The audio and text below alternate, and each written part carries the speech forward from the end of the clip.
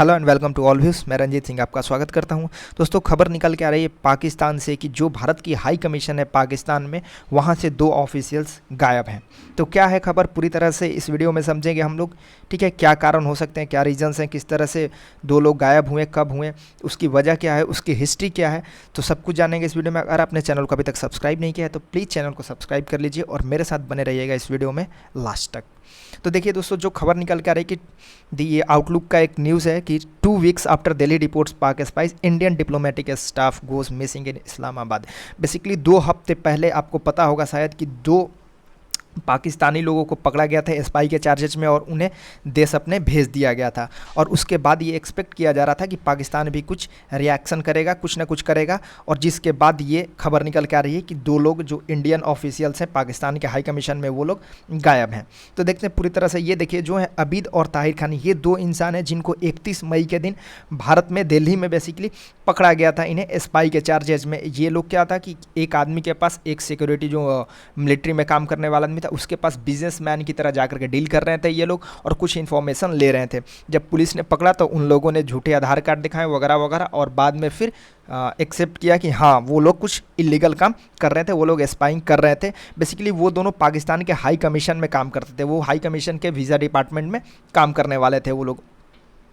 अब जब कोई भी हाई कमीशन का ऑफिशियल ऐसे चार्जेज में पकड़ा जाता है तो उसे क्या किया जाता है, पर्सोना नन ग्रासा डिक्लेयर कर दिया जाता है। तो भारत सरकार ने भी पर्सोना नन ग्रासा डिक्लेयर कर दिया उन दोनों लोगों को, आबिद को और ताहिर खान को। बेसिकली इसमें होता क्या है कि आप, इसका मतलब होता क्या है पर्सोना नन ग्रासिया का मतलब कि आप किसी व्यक्ति को डिसअलाउ कर रहे हो अपने कंट्री के अंदर रहने के लिए, ठीक है, फॉर एनी रीज़न।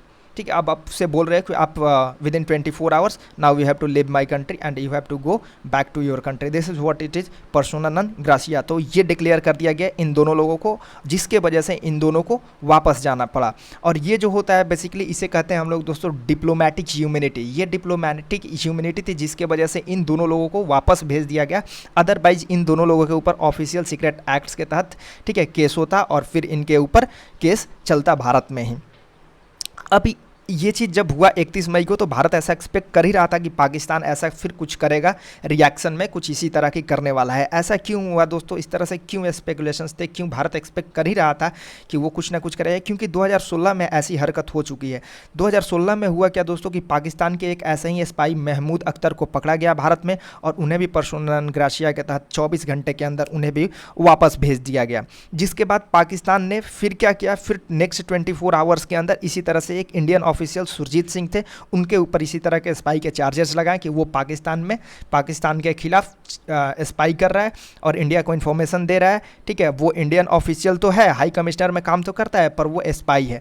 तो इस चार्जेस के तहत सुरजीत सिंह को वापस भेज दिया गया। तो बेसिकली हुआ क्या, पाकिस्तान ये दिखाना चाह रहा था कि आपने जो किया वो गलत किया, हमने जो किया वो सही किया। यानी आप हमारे यहाँ स्पाई भेज रहे हो, हम नहीं। यानी दोनों तरफ से कंट्री ये कह रही थी कि वो स्पाई नहीं है और ये कह रहे थे कि ये स्पाई नहीं है। बेसिकली इंडिया ने कहा कि सुरजीत सिंह स्पाई नहीं है और पाकिस्तान ने ये कहा कि महमूद अख्तर स्पाई नहीं है। ठीक है, और ये दोनों के ऊपर आरोप लगे और दोनों को एक दूसरे के देश से भेज दिया गया वापस। अब बेसिकली अभी रिसेंटली हुआ क्या दोस्तों, मैंने आपको जैसे ही बताया कि 31 मई के दिन 2 लोगों को, आबिद को और ताहिर को, उनके देश वापस भेज दिया गया पर्सोना नन ग्रासिया डिक्लेयर करके।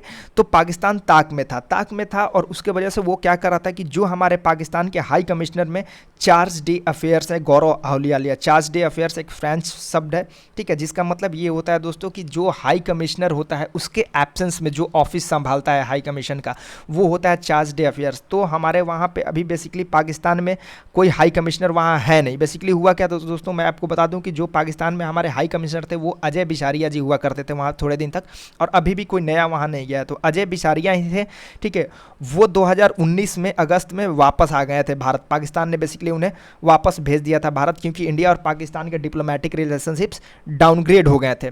क्योंकि इंडिया ने जो जम्मू कश्मीर का रीऑर्गेनाइजेशन बिल पास कर लिया था और 11 अगस्त के दिन राष्ट्रपति ने भारत का सिग्नेचर कर दिया था इस बिल पर, और वो बिल पूरे भारत में लागू हो गया। यानी बाइफर्केशन हो गया था जम्मू कश्मीर का, Ladakh union territory, Jammu and Kashmir union territory में। तो पाकिस्तान ने ये कहा कि आपने किस तरह से यूनिलेटरली जम्मू कश्मीर के स्टेटस को चेंज कर दिया, जिसके बाद हमारा डिप्लोमेटिक रिलेशंस खराब हो गए थे और उसी के बाद अजय बिसारिया जी वापस आ चुके थे और उसके बाद अजय बिसारिया फिर कनाडा के हाई कमिश्नर बन के कनाडा में अभी काम कर रहे हैं। तो बेसिकली अभी पाकिस्तान में हाई कमिश्नर में कौन चार्ज संभाल रहे हैं, वो हमारे चार्ज डे अफेयर्स हैं, यानी जो भी डिप्लोमेटिक काम होता है वो गौरव अहलुवालिया जी संभालते हैं। तो बेसिकली 4 जून को हुआ क्या दोस्तों कि कुछ लोग इनका पीछा करते हुए पाए गए। जब भी ये कार से बाहर जाते थे या फिर जब भी बाइक से बाहर जाते थे, कुछ लोग इनका पीछा करते थे और ये वीडियो फुटेज भी आई थी। देखिए ANI ने इस फुटेज को ठीक है ट्वीट भी किया था इस्लामाबाद। तो बेसिकली जैसे ही 31 मई के दिन ये इंसिडेंट हुआ कि 2 लोगों को वापस भेजा गया, पाकिस्तान पूरी तरह से ताक में था कि किस तरह से भारत को